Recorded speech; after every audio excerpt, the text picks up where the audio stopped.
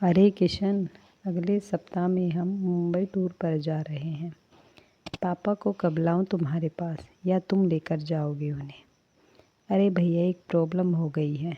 रीना के भाई ने हमारी कश्मीर टूर की टिकट बुक कर दी है, वह भी अगले सप्ताह की है। उस वजह से सॉरी, मैं पापा को नहीं लेने आऊँगा। किशन को ऐसे बोलकर गुस्से से विराट का सिर घूम गया। पर तुम्हें पूछकर ही तो मैंने मुंबई टूर की बुकिंग की थी ना। उस बात को 3 महीने हो चुके और तुम मुझे अभी बता रहे हो कि नहीं आ सकता, वह भी मैंने पूछा तब। अभी मुझे बताओ, मैं पापा को कहाँ भेजूं? भैया, आपको तो पता ही है ना रीना का स्वभाव कैसा है। उसने एक बार ठान लिया तो ब्रह्मदेव भी उसके प्लान में रुकावट दे नहीं सकते। तो फिर प्लीज़ मेरे घर में झगड़ा मत लगाओ। रह गया पापा का सवाल तो आप तन्नू को पूछो, वह यही रहने वाली है और उसका घर बहुत बड़ा है। अरे लेकिन उतने में फ़ोन कट गया। विराट ने गुस्से से मोबाइल की तरफ देखा। किशन का यह हमेशा ही रहता है। शादी होने के बाद से कभी भी उसने माँ पापा की तरफ ध्यान नहीं दिया। सच कहे तो छोटा होने के कारण वह माँ पापा का सबसे लाडला था। पर माँ पापा को उसने कभी भी अपनी जिम्मेदारी नहीं मानी। 2 साल पहले माँ कैंसर से मर गई, पर उसकी बीमारी में एक भी पैसों की मदद उसने विराट को की ही नहीं। पिछले साल पापा को हार्ट अटैक आया था, पर जैसे अजनबी इंसान की तरह हॉस्पिटल में पापा को मिलने के सिवाय उसने कुछ भी नहीं किया। उसने पापा को तन्नू के पास रखने के लिए कहा था, पर तन्नू के बारे में विराट संकोचा रह गया। तनु, यह उनकी छोटी बहन थी। एक नंबर की लालची और स्वार्थी औरत थी। माँ थी तब माँ से मीठी मीठी बातें करके अच्छी अच्छी साड़ियाँ गिफ्ट लेती थी। परिस्थिति अच्छी होते हुए भी पति को बिजनेस को चाहिए ऐसे बोलकर उसने माँ पापा से 10-12 लाख रुपए ले लिए थे, पर वापस देने का सोचती भी नहीं थी। रिश्ते बिगड़े नहीं इसलिए विराट भी कभी बोला नहीं, पर उसकी पत्नी जागृति यह सब देख रही थी। उसकी खुसर पुसर चल रही थी। विराट उसकी तरफ ध्यान नहीं देता था। माँ के जाने के बाद वैसे तन्नू को भाई पापा भाभी से इंटरेस्ट ख़त्म हो गया था। उसने बेमन से तन्नू को फ़ोन किया। तन्नू, अब मुंबई टूर पर जा रहे हैं। 15 दिनों के लिए पापा को लेकर आऊँ क्या तुम्हारे घर? अरे भैया, मेरी ननंद आ रही है डिलीवरी के लिए मेरे पास। मुझे बताओ, मैं उसकी तरफ ध्यान दूँ कि पापा की तरफ? लेकिन तन्नू, तुम्हारा घर तो बहुत बड़ा है, पापा कहीं पर भी रह सकते हैं। नहीं बाबा, उनको फिर से अटैक आया तो मैं कहाँ ढूंढती फिरूंगी डॉक्टर को। इससे अच्छा तुम एक काम करो, उनको 15 दिनों के लिए वृद्धाश्रम भेज दो। कोई दिक्कत नहीं होगी फिर। तन्नू, हम 3 भाई बहन के होते हुए भी उनको वृद्धाश्रम भेजना अच्छा नहीं लगेगा। देखो भैया, मैं नहीं रख सकती उन्हें। अगर आपको मेरा सुझाव पसंद नहीं आया तो फिर तुम ही देखो बाबा क्या करना है। इतना कहकर उसने भी फ़ोन काट दिया। घर आने के बाद विराट से पापा को कहा भेजेंगे? जागृति ने यह पूछा। हमेशा की तरह वह भड़की। हमने क्या ठेका ले रखा है क्या पापा को संभालने का? इन दोनों की भी कोई जिम्मेदारी नहीं है क्या? उसका बोलना भी सच था। बड़ा बेटा इस रिश्ते से विराट ने माँ पापा की जिम्मेदारी खुद से स्वीकार की। पहले माँ और उसके बाद पापा की बीमारी की वजह से वह दोनों एक साथ बाहर भी नहीं जाते थे। कोई एक तो घर पर चाहिए था। इस बार किशन पापा को संभालने के लिए तैयार था, इसलिए उन दोनों ने मुंबई टूर की बुकिंग की थी। हनीमून के बाद पहली बार दोनों बच्चों एक साथ ट्रिप पर जाने वाले थे। ट्रिप के सब पैसे दिए गए थे और आज अचानक किशन ने मना कर दिया। यह सुनकर जागृति रोने लगी।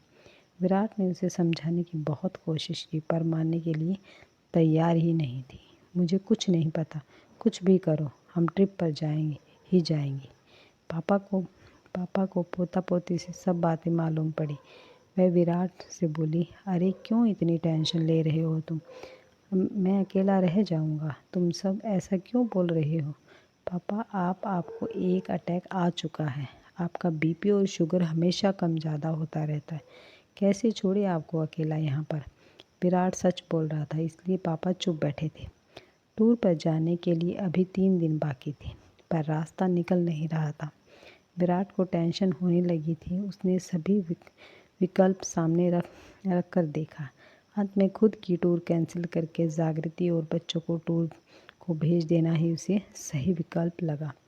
जागृति का गुस्सा और 2 लाख का नुकसान भी होने वाला था, पर उसके पास ऐसा करने के अलावा कोई दूसरा रास्ता नहीं बचा था। अंत में उसने अपना निर्णय पक्का किया और जागृति को फ़ोन करके सूचना दी।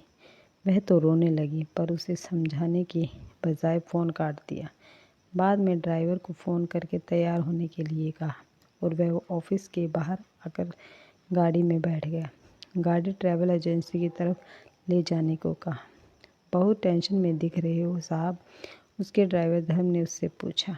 फिर विराट ने सब बातें उसे बताई। वह सुनने के बाद वह बोला, अरे साहब, फिर तुम क्यों ट्रिप कैंसिल करते हो साहब? मैं मेरे घर लेकर जाता हूँ बड़े साहब को। नहीं नहीं, क्यों तुम्हारी फैमिली को परेशान करना। पापा की ज़्यादा देखभाल करनी पड़ती है, उनकी दवाइयों का, खाने पीने का वक्त देखना पड़ता है। अरे साहब, उसमें क्या है, हम भी अपने पिताजी का करते हैं ना, उनका भी बाय बाय साथ हो जाएगा। आपको भी पता है, यह सब मेरे पिताजी बड़े साहब को पहचानते हैं, दोनों की अच्छी दोस्ती हो जाएगी। देखो वह कुछ नहीं, मैं बड़े साहब को लेकर जाऊंगा। एक ड्राइवर के घर पापा को भेजना विराट को कुछ अच्छा नहीं लगा, लेकिन ड्राइवर का हट देखकर उसने पापा को ही पूछकर फैसला लेना सही समझा। ठीक है, चलो गाड़ी घुमाओ, हम पापा को भी पूछते हैं।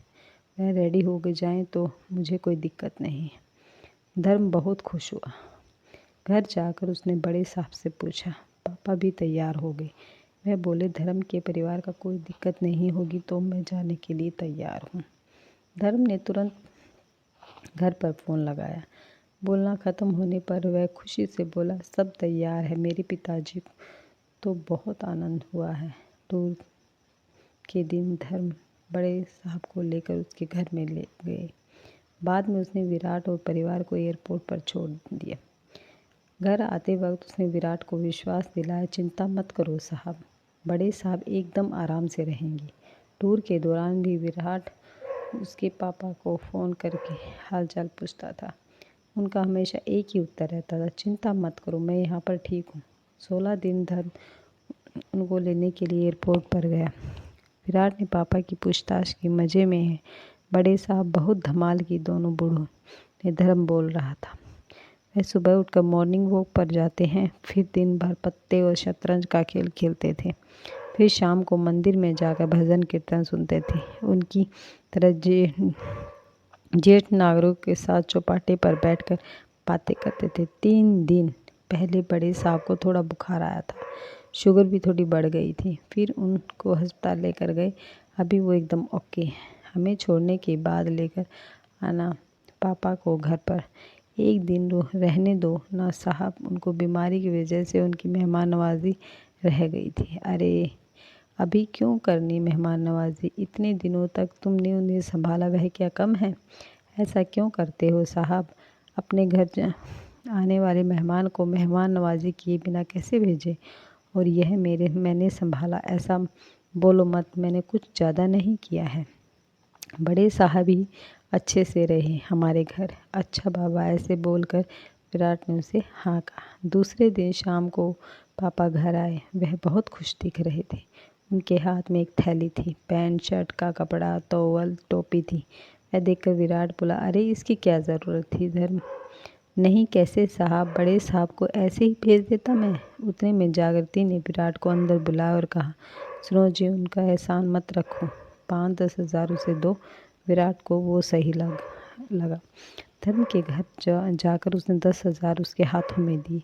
धर्म ने उसकी तरफ आश्चर्य से देखा और फिर वह 10 हज़ार उसकी जेब में रख दिए और बोला, यह क्या है साहब? अरे पिता को संभालने का कोई पैसा लेता है क्या भला? और हाँ, आगे भी कभी ऐसा प्रसंग आया तो बड़े साहब को बिंदास मेरे घर भेजना। विराट का मन भर गया। उसने धर्म को गले से लगा दिया। 3-4 दिनों के बाद रोशन और तनु का फ़ोन आया। टूर कैंसिल किया था या फिर पापा को वृद्धाश्रम में रखा था, ऐसा पूछ रहे थे। दोनों विराट के मुंह से इतना ही निकला कि उस दिन असल मायने में मुझे भाई मिला जिसने पापा का ख्याल रखा। शिक्षा, जो इंसान सही समय पर काम आए वही हमारा हितैषी होता है। और आगे से यही कहना चाहूँगी कि बड़े बूढ़ों को कभी भी बोझ नहीं समझना चाहिए। उन्होंने भी तो हमें कितनी मुश्किलों से पाल पोस कर बड़ा किया है। अगर आपको वीडियो पसंद आई है तो वीडियो को लाइक, शेयर और सब्सक्राइब करना ना भूलें। धन्यवाद।